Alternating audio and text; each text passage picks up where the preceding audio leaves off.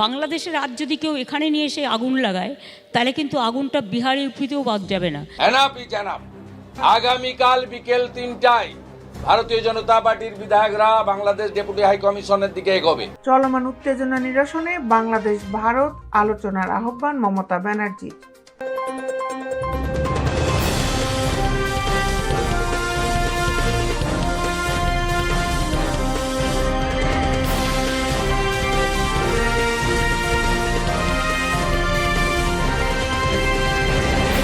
ভারত বাংলাদেশের মাঝে চলমান উত্তেজনা নিরসনে আলোচনায় বসার আহ্বান জানিয়েছেন পশ্চিমবঙ্গের মুখ্যমন্ত্রী মমতা ব্যানার্জি।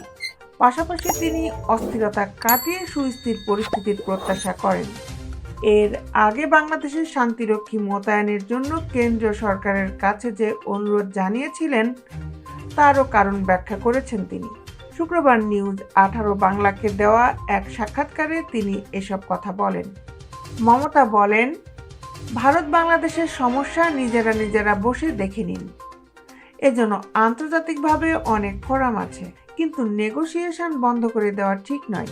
তিনি আরও বলেন, দুই দেশ একে অপরের সঙ্গে কথা বলে আমার মনে হয় অস্থিরতা কাটিয়ে একটা সুস্থির পরিস্থিতির মধ্যে আসুক। এটা আমার 1 নম্বর পয়েন্ট। দ্বিতীয় পয়েন্ট হলো ভারতের পররাষ্ট্র মন্ত্রণালয়কে পার্লামেন্টের অধিবেশনে স্টেটমেন্ট দিতে হবে, ব্যাখ্যা করতে হবে বাংলাদেশের সর্বশেষ পরিস্থিতি। এটা করতে হবে আমাদের সবার জানার জন্য। আগে নিয়ম ছিল পার্লামেন্ট চলাকালে যদি কোথাও কোনো ঘটনা ঘটতো, এমনকি প্রধানমন্ত্রীরা বিদেশেও যেতেন, তারা এসে পার্লামেন্টে একটি স্টেটমেন্ট দিতেন। অথচ এতদিন ধরে পার্লামেন্ট চলছে, আমরা এটার উপর কোনো স্টেটমেন্ট দিতে দেখলাম না। মমতা ব্যানার্জি বলেন, তৃতীয়ত আমি কেন শান্তিরক্ষীর কথা বলেছি? আমি বলেছি এই কারণে যে যখনই কোনো দেশে কোনো অস্থিরতা হয় বা শান্তি বিঘ্নিত হয়, তখন জাতিসংঘের নিজস্ব একটা শান্তিরক্ষী বাহিনী থাকে, যে ফোর্সে থাকে সারা পৃথিবীর বিভিন্ন দেশের লোক। তাদের বলা হয় শান্তিরক্ষী বাহিনী।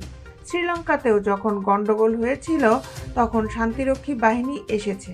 কাজে ভারতের সঙ্গে একান্ত যদি বাংলাদেশের সম্পর্কের খুব অবনতি হয়ে থাকে, তাহলে ভারত সেক্ষেত্রে জাতিসংঘকে বলতে পারে, তোমাদের শান্তিরক্ষী বাহিনী পাঠাও, অন্তত মানুষ যাতে নিরাপত্তা পায়। দেশ বিদেশের আপডেট নিউজ পেতে আমাদের সাথেই থাকুন। Justice television, Dhaka.